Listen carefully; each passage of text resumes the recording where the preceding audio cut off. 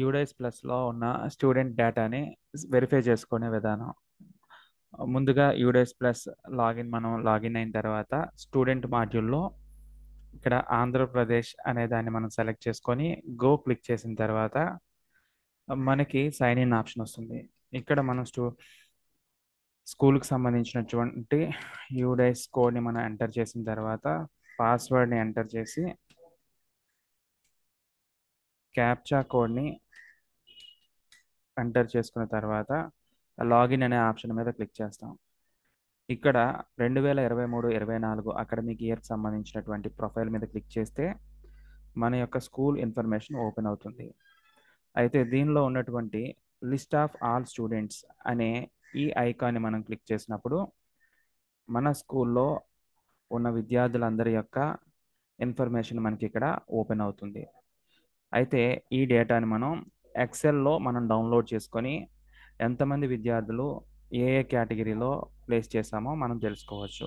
ఇక్కడ download XL మీద click చేసినప్పుడు ఆ ఫైల్ ఓపెన్ అయ్యి మనకి టోటల్ స్కూల్కి సంబంధించినటువంటి అందరి విద్యార్థుల యొక్క డేటాతో పాటుగా ఏ ఏ విద్యార్థులను మనం ఏ కేటగిరీలో ప్లేస్ చేసామో, ఎస్పెషల్లీ సిడబ్ల్యూఎస్ఎన్ కేటగిరీలో ప్లేస్ చేసామో ఆ స్టూడెంట్ యొక్క కేటగిరీతో పాటు ఎంత డిసేబిలిటీ ఉందో అది కూడా మనకి ఇక్కడ డిస్ప్లే అవుతుంది. సో ఈ విధంగా మనము మన యొక్క స్కూల్ డేటాని డౌన్లోడ్ చేసుకొని వెరిఫై చేసుకొని ఎవరివైనా లేకపోయినట్లయితే వాటిని మరలా తిరిగి మనం ఎంట్రీ చేసుకోవచ్చు. Thank you. మనం డౌన్లోడ్ చేసుకున్న డేటాని వెరిఫై చేసుకునే విధానం ఇది టోటల్ స్కూల్ డేటా. ఈ స్కూల్ డేటా మొత్తం కూడా మనకి ఎక్సెల్ ఫామ్లో అవైలబుల్గా ఉంటుంది. అయితే ఇప్పుడు ఈ స్కూల్ డేటాలోంచి మన సిడబ్ల్యూఎస్ఎన్ పిల్లల యొక్క డేటాని ఎలా వెరిఫై చేసుకుంటామంటే ఈ పై కాలమ్ను మనం క్లిక్ చేసిన తర్వాత దీన్ని మనం ఫిల్టర్ చేసుకొని స్టూడెంట్ యొక్క డేటాని ఈ సిడబ్ల్యూఎస్ఎన్ కేటగిరీ మీద మనం క్లిక్ చేసినప్పుడు టోటల్ లిస్ట్ ఆఫ్ క్యాండిడేట్స్ ఎవరెవరైతే మనం సిడబ్ల్యూఎస్ఎన్లో ప్లేస్ చేసామో ఆ క్లాస్ వైజ్గా సెక్షన్ వైజ్గా టోటల్ డీటెయిల్స్ అనేవి మనకి ఇక్కడ డిస్ప్లే కావడం జరుగుతుంది.